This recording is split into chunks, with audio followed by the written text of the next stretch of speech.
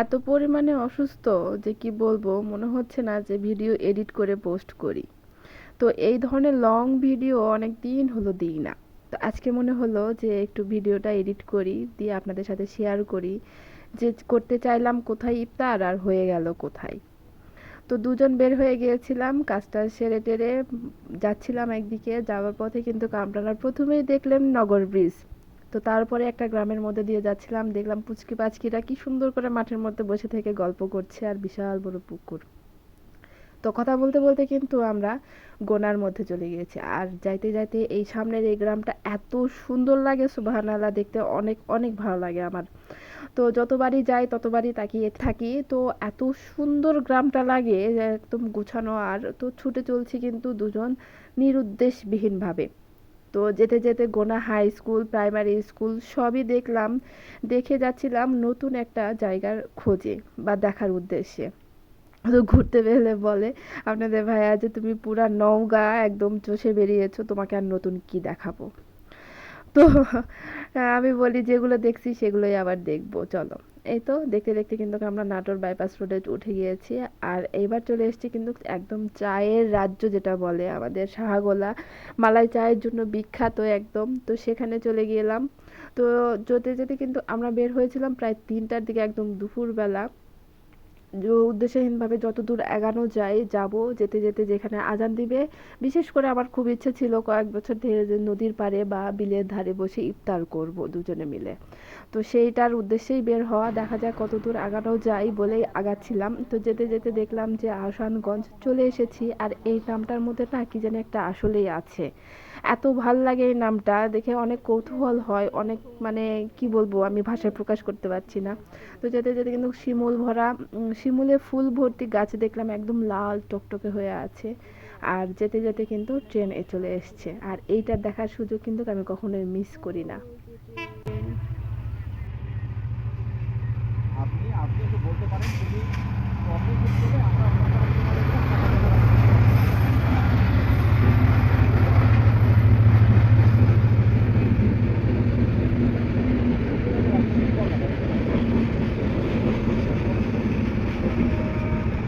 তো ট্রেন চলে যাবার পরে ওই আত্রাই আহসানগঞ্জ আপনার হচ্ছে ধার দিয়ে একটা রাস্তা চলে এসছে। এইদিকে কখনো গিয়েছি কিনা আমার মনে পড়ে নাই, তবে হ্যাঁ যেখানে যাবার সময় দেখলাম যে আত্রাই কুঠিবাড়ি যেটা সেটা লেখা আছে, হয়তো বা গিয়েছি ভুলে গিয়েছি। আর এই যে নতুন কিছু দেখতে গেলে তো অনেক কিছু সহ্য করতে হয়, আর সেটার প্যারার মধ্যে পড়েছিলাম এই রাস্তাটাই। প্রায় 14-15 মনে হয়, 15-20 কিলোমিটার মনে হয় এরকম রাস্তা। আমার অবস্থা খারাপ, আপনাদের ভাইয়ার অবস্থাও খারাপ। আর এমনই অবস্থা রাস্তার, ভাই রে ভাই, মানে হাঁটা যাচ্ছে না এই অবস্থা, গাড়ি তো নিয়ে চলাই যাচ্ছে না। আমি হেঁটে হেঁটে গিয়েছি, আপনার ভাইয়া একা মোটরসাইকেল নিয়ে গিয়েছে। আর যেতে যেতে এই যে একদম গ্রামের ভিতর দিয়ে এমনই রাস্তা, কি হবে কও, একবার চিন্তা করো বর্ষাকালে কি হবে এই রাস্তা। দেখো খারাপ, কি করতেছ, এমনি রাস্তা খারাপ আবার ইয়াটা। তো ভাঙ্গাচুরার রাস্তা, আঁকাবাঁকা রাস্তা পার হয়ে আসলাম, ভয় টয় দেখায় আমার অবস্থা খারাপ করে দিয়েছে আপনাদের ভাইয়া। আর এই গ্রামের কিন্তু বেশিরভাগ বাড়ি মাটির দোতলা ছিল, আর কিছু কিছু বাড়ি ছিল একদম মানে রাজবাড়ির মতো।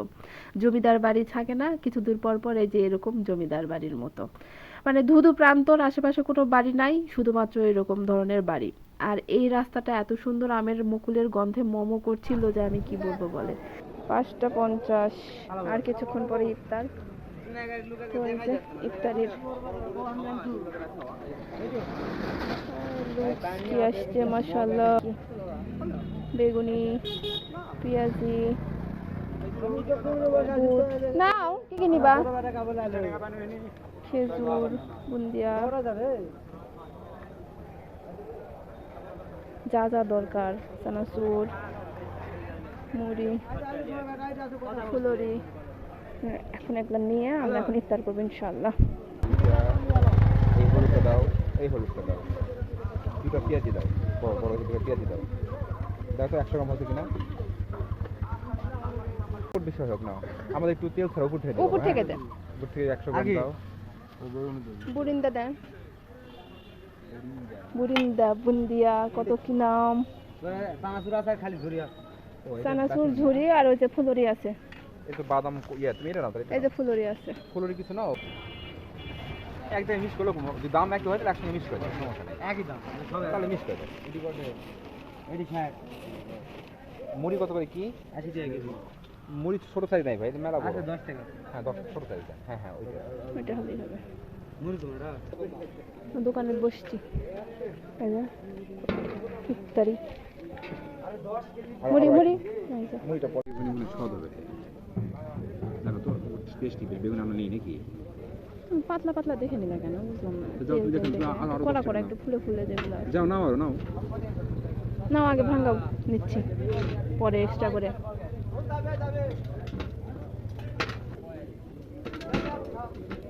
ইয়ে হয়ে গেছে। ইয়ে নয় যে আটাটা দিতে না চিংড়া অন্য কারণে আটা করে দিচ্ছি যখন হাত দিয়ে দিয়েছি একটু দিয়ে দিচ্ছি আমি ভাজলে তেল হয় আর এগুলো পানি, এখন এসে পানি কয় কয় অবস্থা রে ভাই। আমি কই যে তেল কত কয় কি না এগুলো পানি। বেগুন টেস্ট হবে লাও আরো লাগলে পরে ওই নিও নি। খাবো। আর বুটের পালা মেলাগুলো হবে পারবানি তো মুড়ি বেশি নিও না।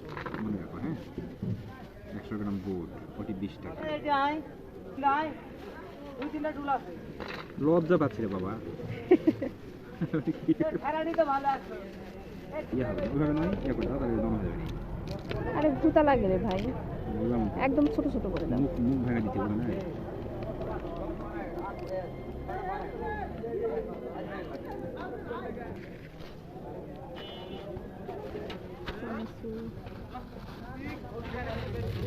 প্রোটিন তো ফেলে দিচ্ছে না বলে মুড়ি দিলে নরম হয়ে যাবে, বুঝো নি? এত দিও না, এটা শক্ত দিও না, নিয়ে যাবো নি কোনো শক্ত এটা শুকনো রাখো। এ দাও বেশি হয়ে গেছে এটা। মনে করো মাথা বেশি হয়ে গেছে না হুম। এখন কি বলে এটা অসম্ভব দুদিন খাওয়া আমি তো খাইতে পারবো না, খালি পেটে একবারে মুড়ি খাইলে অবস্থা খারাপ হয়ে যাবে। অসম্ভব এতগুলো হলে কল্পনাই করতে পারিনি ভাই আমি খেজুর নিয়ে এসেছিলাম বাসা থেকে, যে হুঠার রাস্তায় যদি আজান দিয়ে দেয় খাবো। তো যেহেতু তীরমোহনী হাটে চলে এসেছি, তো এইখানেই প্ল্যান করে ফেললাম যে হুট করে দুজনে বসে পড়ি। আরো কমাও, না এটাই লাগে সব মুড়ি অল্প দিবা একদম। লাগলে পর এই যে সবকিছু একদম ভেঙে চুরে নিয়ে মাখিয়ে নিয়ে বসে আছি, রেডি হয়েছি। আশেপাশে আরো অনেকেই বসে আছে, একজন ভ্যানে একজন বসছে, এই পাশেও ভ্যানে অনেকেই ইফতার করার জন্য সবকিছু রেডি করে নিয়ে বসে আছে। তো এখন অপেক্ষার পালা কখন আজান দিবে। আর ওই ভ্যানে চারিদিকে ইফতার করে আছে দাও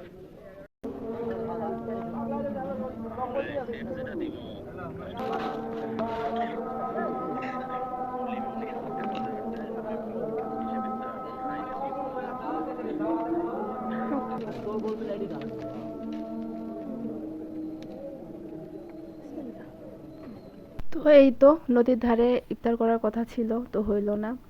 আর ওখানে ইফতার করতেই দেখলাম যে কুশারের রসওয়ালা বিক্রি করছিল। তো এইটা মিস দিব না, মানে মিস দিতে মন চাইছিল না। সারাটা দিন মানে রোজা থাকার পরে এত তৃষ্ণা লেগেছিল। তো এই যে আপনাদের ভাইয়া নিয়ে এসে দিল, আমি এখন খাবো, খেয়ে দিয়ে এবার বাসায় ফেরার পালা। তো আজকের এই ভিডিওটি মানে কেমন লাগলো আপনারা অবশ্যই জানাবেন। সবাই ভালো থাকবেন, আমাদের জন্য দোয়া করবেন। আর আপনাদের জন্য প্রাণ ভরা দোয়া থাকলো, ভালোবাসা থাকলো সবার জন্য। সবাই ভালো থাকবেন, আল্লাহ হাফেজ।